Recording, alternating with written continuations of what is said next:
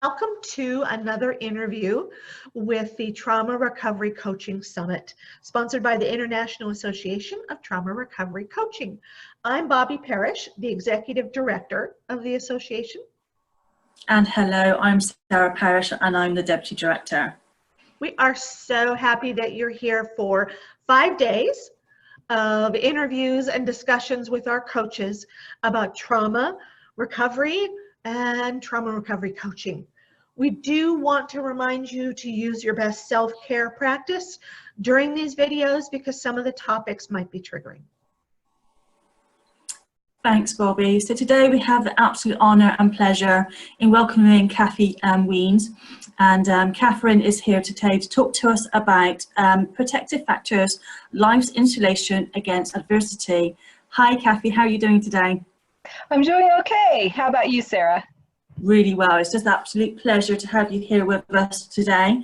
So Kathy, what are protective factors? How can you explain to us what that means?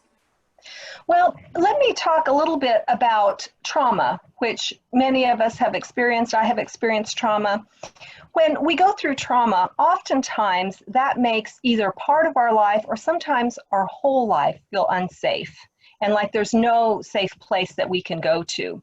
And when I came across this concept of protective factors, what it helped me realize is that we can build some protection against some of that trauma.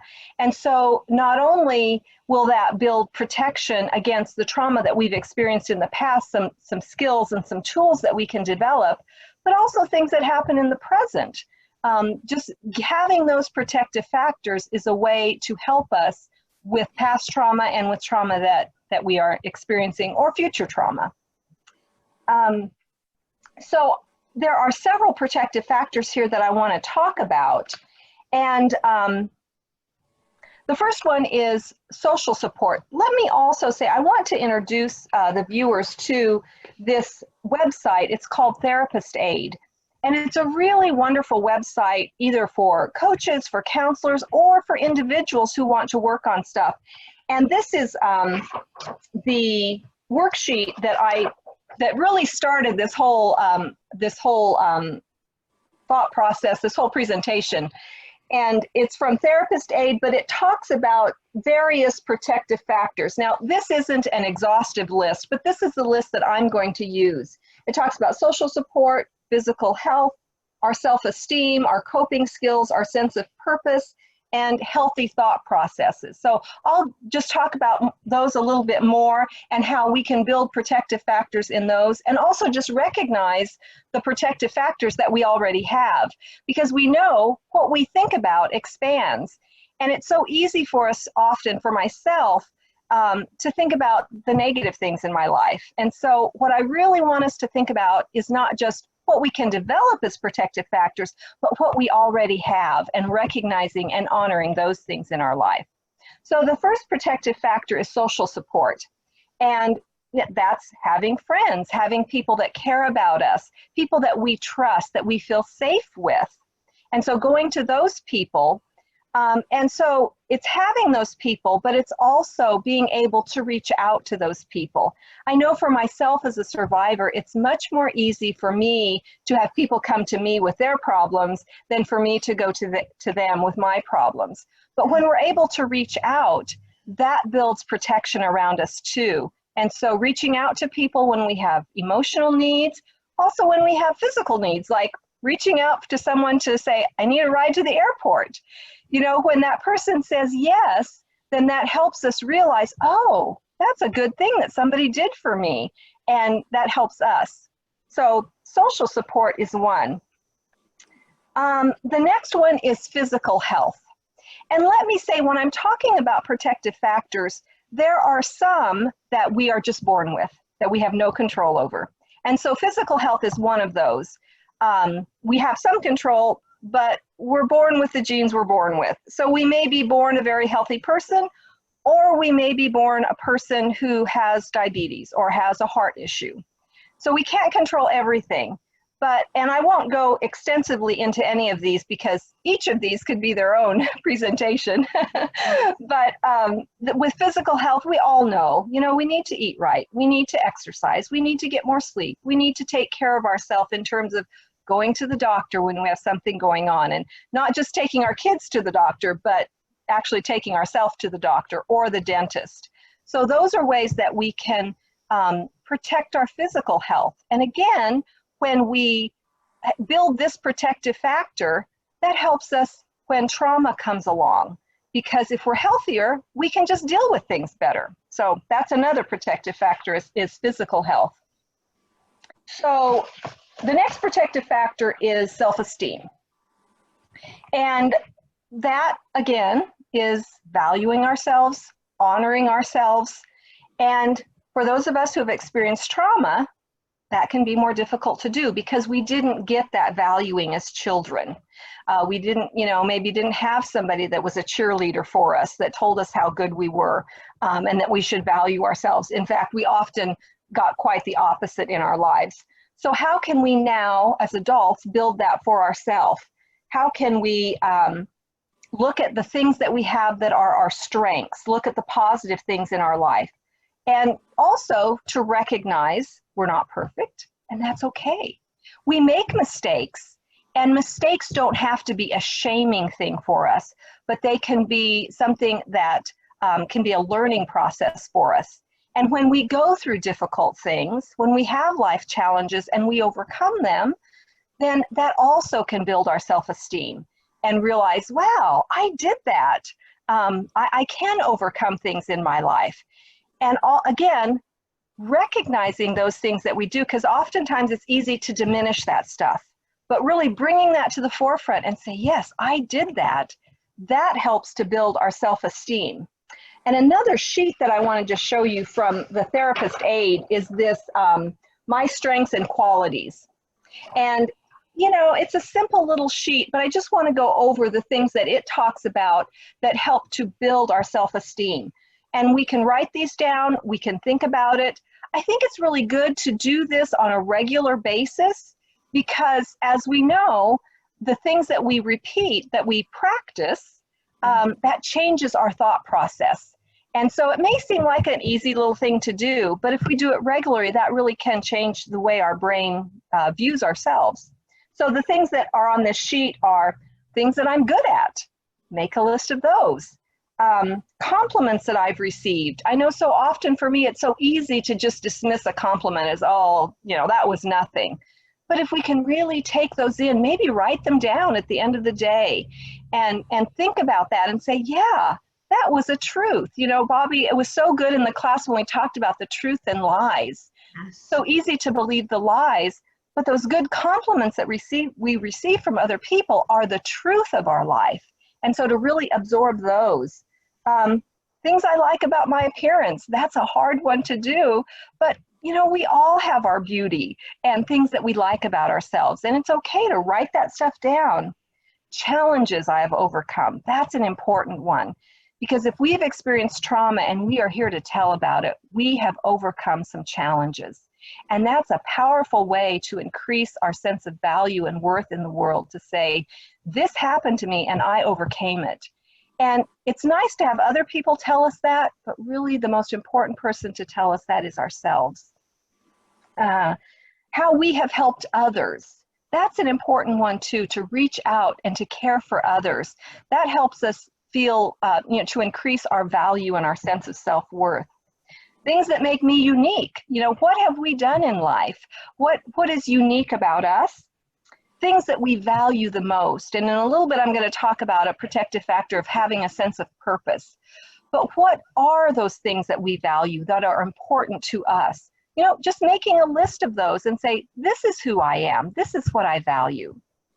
And times when we've made others happy. Again, reaching out to others.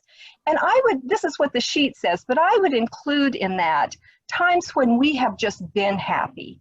You know, to think about those memories, those good things in life, and to ruminate on that. It's so easy to ruminate on the worries and the negative things, but to remember happy, positive times in our life.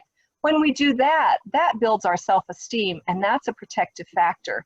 And with all of these protective factors, they help to build our resiliency. And I'm going to talk about that in a little bit too. Another protective factor is coping skills. Again, I won't get into that because that could be another whole topic. But how we regulate our emotions, our coping skills, how we gain control over a situation. That's important to think about how we develop that. And just some ones that I'll go over: deep breathing. I did a lot of deep breathing before I met with you guys today because that just helps calm us down, you know, just to, you know, it just helps calm things down. And that central nervous system that gets really ramped up in the fight or flight, the deep breathing can calm that down. Writing is another good coping skill. I talked about writing these things down, so we can write that down, write those things down. Writing is a way to reduce stress. It's a way to express our emotions. Not everybody likes to write, but if that's something you enjoy doing, that's a really good coping skill. Physical activity, you know, when we get outside, get in nature, do some physical activity, that increases our endorphins. And so that's a good coping skill. Self-talk, that's an important one because it's so easy for us to have the negative self-talk. And the reality is we are having self-talk all the time. So again, if we recognize what that self-talk is and not always allow it to be the negative self-talk, but increase the positive self-talk that we have, that's another good coping skill. Meditation, this is one I use a lot. I love it. I love to meditate. Again, it just calms down that central nervous system. For me, it takes me throughout the day. And I've had experiences where, and I'll just share one with you. I live in Kansas and we have snow in the winter. And so we had a big snow and there were big piles of snow in the Walmart parking lot. And so I thought I was driving in the right place, that was the road, but apparently the person that came in beside me did not think so. And, you know, our windows were rolled up, but I could see him cussing me out. He gave me the bird, you know, and typically stuff like that would just stay with me for the whole day and would upset me for the rest of the day. But I had been in a pretty good meditation practice. Now, I will confess, I don't always have a good practice, but at this time in my life, I had a good practice. And so when that happened, I thought about my meditation and I just went,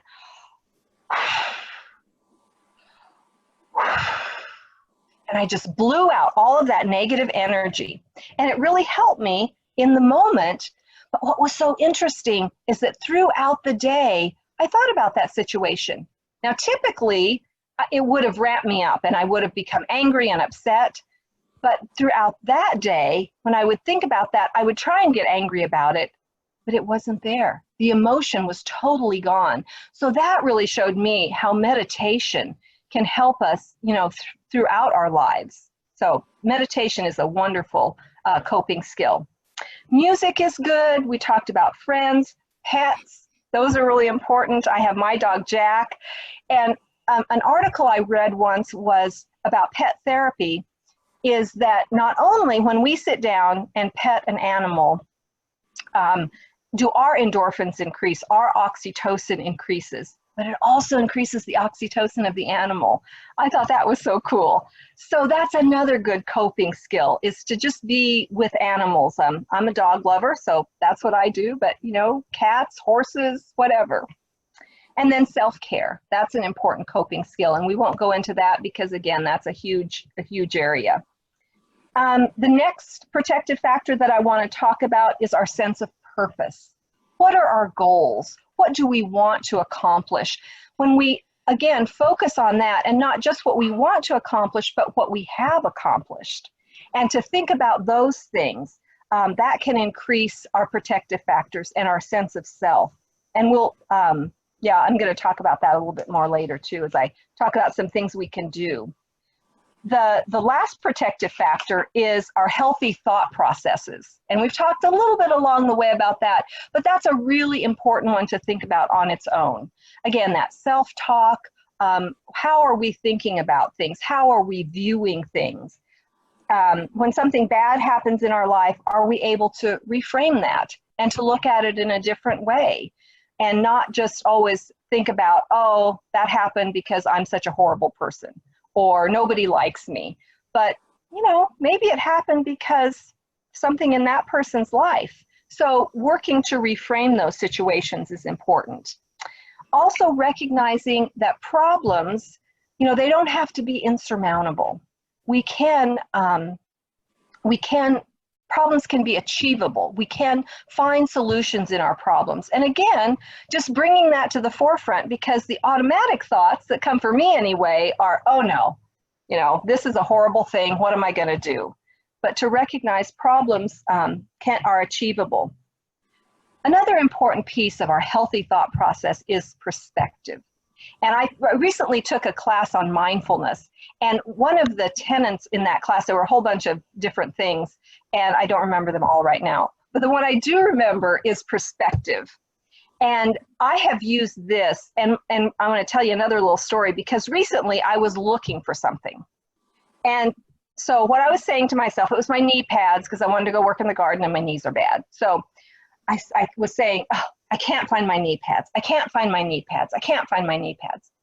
Then I remembered the mindfulness class and the idea of perspective. And I thought, I'm going to change my thought perspective on this situation. So I started walking around saying, I can't find my knee pads. I can't find my knee pads. And then one of the activities we did in the class was to go, you know, typically you sit in the same place when you're in a class. But the teacher said, go and look at the room from a different place. So get physically a different perspective of the room. And that's what I did with this search for my knee pads. You know, I thought they were probably in the garage, so I just stand at the door and look. But what I decided to do was to go to the back of the garage and look. I changed my perspective. And guess what? I found my knee pads. So perspective is so important in healthy thought processes and healthy thinking. Also, thinking about the things that we can control versus the things we can't control.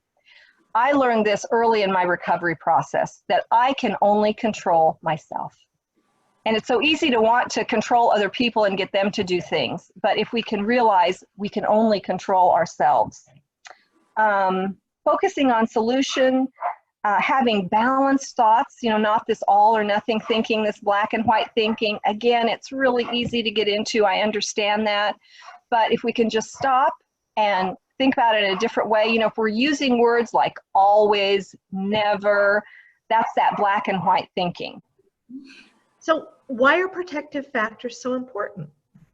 Well, they can help us overcome adversity. They can help us deal with those adverse things, those negative things that happen in our life, and they can help to build our resiliency. So that's why they protect us, protective factors. Yeah, it almost sounds like you're inoculating yourself.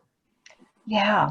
Against, you know, damage done by experiences, trauma, different things later in your life. Mm-hmm. Yeah, that's a good way to put it. It's an inoculation. And again, we all have these, but recognizing them is so important. Yeah, and how do we recognize them, Kathy? Is there a way that we can discover our factors that we already have? Well, we've talked about that a little bit. You know, just writing those things down, just looking at the protective factors that we have in our life. And then also thinking about, well, what would I like to develop? You know, for me, there's a lot of physical health protective factors that I would like to work on. And as I age, those become even more important. So, and there was another sheet in this, on this therapist aid, of listing your protective factors. Again, that's bringing it to our awareness and saying, these are the things that I have. And then what would I like to develop? And writing down steps for how we can develop that, not just looking at the whole thing like, you know, I want to walk an hour every day, but breaking it down into smaller pieces. So again, just recognizing it, that's how we can discover the protective factors we already have and work to create more protective factors in our life. So I know that some of my clients, because they're still trying to process through that lie that they are worthless, would struggle to identify protective factors. Is that something, and I'm thinking in my head, how do we combat that? And I'm wondering if would it be appropriate to recommend to someone to have a discussion with someone who is safe and who they love and who they're loved by, and say, hey, partner, friend, can you help me identify the protective factors that I already have? Yeah, I think that would be very important. And I was thinking about this because, sometimes this can seem like a Pollyanna thing, like only look at the good things. And we need to work through that trauma that we've experienced and all the effects that has had in our life. I would say two things to that, Bobby. What you're saying is exactly right. And one of the things, again, that you taught us is that trauma happens in relationships, so it's healed in relationships. So yes, with a good trusted friend, with a coach, with a counselor to work on those things, someone that we can really believe is telling us the truth and that we trust. And I know, and as you know too, that's not always easy to find. No. Another thing I would say to that is, if you really struggle with this, think about what are the things you still need to work on and process with the trauma. Is your depression worse than you actually think it is? Because if you're pretty depressed, it's going to be hard to see those positive things. Yeah. So there may be more that you need to work on in the recovery process before you can really look at the positive factors. So that might just be a clue that, I just need to do some more work because this isn't working for me. Yes, yes. So how can we build new protective factors? Once we've done our inventory and determined what we have, how can we build new ones? Well, I have some ideas here of things that I do well and some that I don't always do so well. But these are the things that I think can really help us. The first one is one I have done well. I feel pretty good about this one. Recently, my husband and we've gone through a really difficult situation with a large institution and felt really betrayed by that institution. And during that time, there were days when it was like, everybody hates me, because when you're dealing with a large institution, it's a lot of people and it's easy to feel like everybody hates me. So again, I knew that was a lie and I wanted to reframe that. And so what I did is I sat down and I created what's called my circle of support. Really easy thing to do, but I just made a little circle, and in that I put myself and my higher power. For me, that's God. It might be different for other people. Right. And the reason I just put myself and God in that inner circle is because I know those are the things that aren't going to change. I'm always going to be with myself until I die. And I believe that God will always be there with me. So those are the two things I put in that inner circle. The next circle that I put around that inner circle was my family and who I feel very supported by. So that would be my husband and my children and other extended family that I feel support by. Then the next circle was friends that I feel very supported by. And these were the friends, because I was dealing with a certain situation, these were the friends that really understood this situation. And they were the people that I could shoot an email to, that I could give a call to or a text and say, I'm really struggling today. And I knew that they would be there for me. Then I created another circle around that. And those were the people that I knew still cared about me, family members, friends, but they didn't really get the situation I was going through. And so they still are people that support me, but I knew they weren't people I was going to go to for this really difficult situation that I was experiencing. And so that really helped me. And what happened this first time I did this, and I've done it several times now, but I realized I have 17 people that love me and care about me and get what I'm going through. Wow. So rather than saying, nobody loves me, everybody hates me, I had 17 people and these circles of support. Yes. Now, another thing I want to say about the circles of support is people move in and out. So some of my siblings, who I know love and care about me, when this situation got more intense, I had to move them to that outer circle. And that's okay. It doesn't mean that we don't love each other anymore. It doesn't mean that they hate me, but I knew they couldn't continue to support me. And so again, that's accepting that change, that some people are going to move in and out of those circles, and that's okay. Yes. So that's one way to build some new protective factors, just again to recognize that. Another thing is, well, this protective factors sheet, like I talked about before. So if you go on therapistaid.com, that's a really good resource. And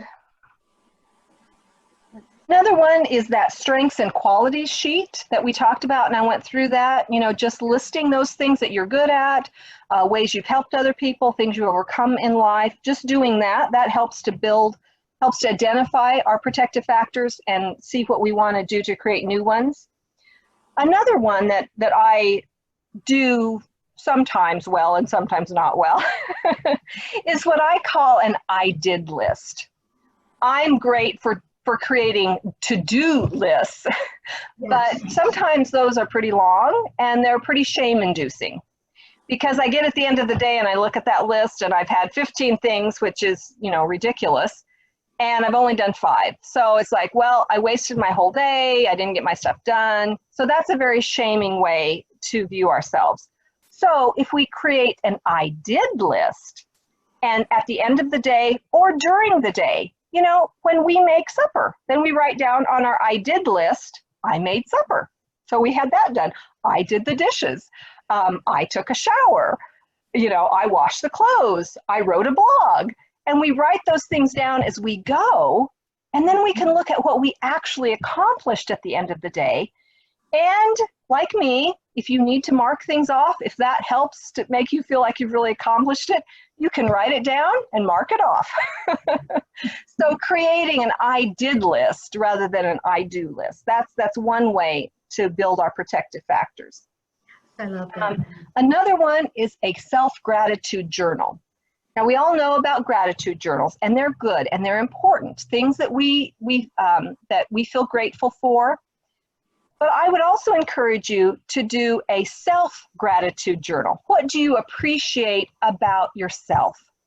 And when I was thinking about this, I thought of, you know, when we have children and we put them to bed at night, oftentimes parents will sit with the child and talk about their day, or, you know, whatever. It's that bedtime routine, maybe read a story. And I was thinking, wouldn't it be great if I had a parent that at the end of the day would have said to me, Kathy, I appreciated so much how you helped me do this certain task. You know, you are really good at that. I really appreciated that picture that you drew and the way you used those colors. That was so wonderful. So think about how that would build a child's self-esteem, their sense of worth, if a parent was saying that to them. Yeah. Well, now as adults, we need to be the parents that we didn't have. And this is one way to do that. You know, at the end of the day, even if we don't write it down, at the end of the day, when we're laying in bed, just think about the good things that we did that day. I took care of my animals because I love animals. I'm an animal lover, you know? Just thinking about those things that we did. So a self-gratitude journal. I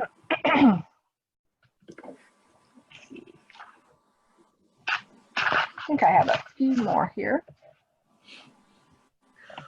No, I think that's it. Okay. Oh, wait, no, one more, sorry. To be curious rather than fearful. Again, talking about that fear and how it's so easy to be fearful and to isolate. But if we become curious and try new things, self-discovery, we can discover that we can do new things. You know, maybe something looks scary and it's a challenge, but if we risk it and we do it, then that builds our self-esteem, because we know, wow, I did that and I can do that scary, challenging thing. So being curious about life, being curious and trying new things, rather than continuing to let the fear rule the things that we do. I think that is a good protective factor, and that builds our resiliency. So I think that's all for that question. Thank you, Kathy, so much. I know that you have a little bit more, but we are out of time. Yeah. Okay. Yeah. So, okay. Kathy, thank you so much for sharing with us today. That's amazing. So you. if we have viewers that want to reach out to you or hear more about what you're doing or read your blog articles, where are they going to find you? KatherineBWiens.com, and that's Catherine with a K, just the way it's typically written, I-N-E at the end. KatherineBWiens.com. That's my website, and my email is KathyWiens59@gmail.com, and so people are welcome to email me at that website, that email address too. Okay, that's fantastic. Thank you. Thank you for this opportunity. Thank you, Kathy. I could just tell you, just on a personal level as well, I have learned so much today from you. So thank you very much. And I just want to come along and just say thank you to all our viewers today who have come along and listened to Kathy. We still have got plenty more videos for you to come and watch. But until then, we hope that you all take care, and we hope to see you all again soon. Take care, everybody. Bye. Bye.